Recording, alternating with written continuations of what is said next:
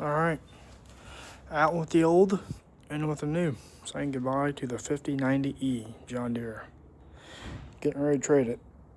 We are getting a brand new 5075E, going down one size. This one's been a really good one to us. Alright, brand new.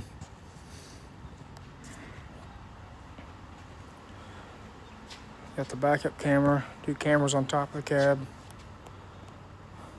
566 exact hours are on this machine. The 2021 is the year of this tractor. So, got it all cleaned up, getting ready for the dealer to come get it here in a couple days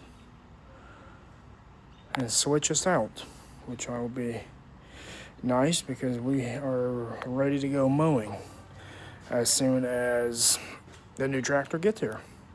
But they are getting everything ready for it. So this one does have the fluid in the tires.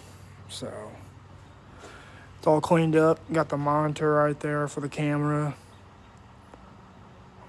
So this one has been a really good tractor. Did really good with it.